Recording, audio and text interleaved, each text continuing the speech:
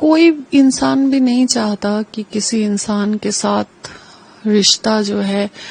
اتنا خراب ہو جائے، لیکن اگر جس انسان کے ساتھ آپ رشتہ جوڑ رہے ہیں وہ انسان ہی اگر خراب ہو، انسان ہی اگر کرمنل ہو،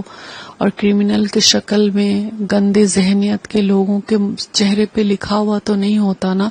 کہ وہ انسان گندا ہے، غلط ہے اور کرمنل ہے، وہ ان فیوچر آپ کو بہت بڑی مصیبت میں گرائے گا، آپ کی زندگی اور آپ کے بچے کی زندگی کے ساتھ کھلواڑ کرے گا، اس کا کیریکٹر نہایت ہی گندا ہوگا، یہ کسی کے چہرے پہ نہیں لکھا ہوتا ہے۔ اور بہت ساری مہیلائیں ہیں جو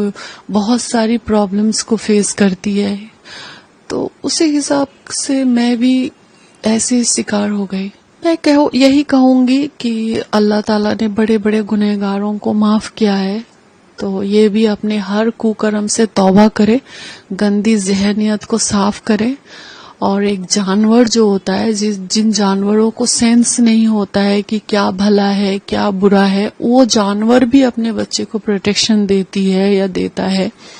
تو اس حساب سے شمی احمد جانور سے بھی گیا گزرا ہو گیا ہے، جسے اپنی بچے کی پروٹیکشن، اپنی بچے کی فیوچر، اپنی بچے کی محبت اسے نہیں دکھائی دے رہی ہے۔ تو میں یہی اس سے کہنا چاہوں گی کہ خدا کے واسطے، اپنی آخرت کے واسطے، اپنی زندگی کے واسطے، یہ غلط ضد، کوکرم کرنے کے بعد جو ایک ضد ہے کہ میں حسین کو برباد کر دوں گا، یہ ضد وہ چھوڑ دے۔ 7.5 سال ہو گیا، وہ مجھے نہیں برباد کر سکا، کیونکہ میں نیائے کے راستے میں ہوں، حق کے راستے میں ہوں،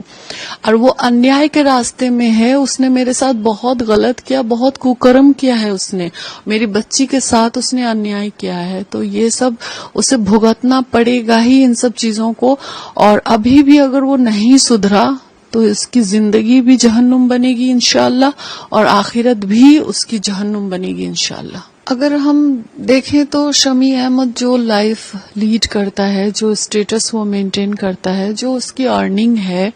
اس حساب سے یہ اماؤنٹ کچھ بھی نہیں ہے۔ اور ہم نے جو اماؤنٹ ہم نے کورٹ سے اپلائی کیا تھا، تو وہ اماؤنٹ 10 لاکھ تھے، اور وہ 7.5 سال پہلے کی ڈیمانڈ کی ہوئی اماؤنٹ تھی وہ، تو اس حساب سے ابھی مہنگائی بھی بڑھ گئی ہے، شمی احمد کی انکم بھی بڑھ گیا ہے، اور شمی احمد جو اسٹیٹس سے لائف لیڈ کریں گے وہ مجھے اور میری بیٹی کو بھی حق ہے، رائٹ ہے وہی اسٹیٹس مینٹین کرنے کے لیے، تو اس حساب سے یہ اماؤنٹ اچھی ہے لیکن کم ہے۔ میرا جو پروفیشن تھا شمی احمد سے شادی کرنے سے پہلے،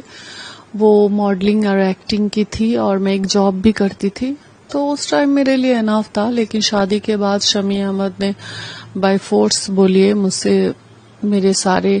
پروفیشن سے چھٹوا دیا تھا کہ میں کوئی پروفیشن میں نہیں رہ سکتی، میں کوئی کام نہیں کر سکتی،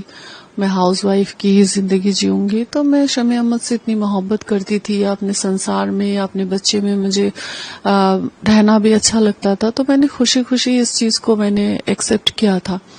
لیکن اس کے بعد سے تو میں ابھی ہاؤس وائف ہی ہوں، تو اس حساب سے میری خود کی کوئی ارننگ نہیں ہے، تو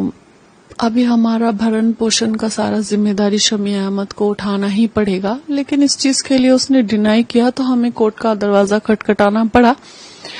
اور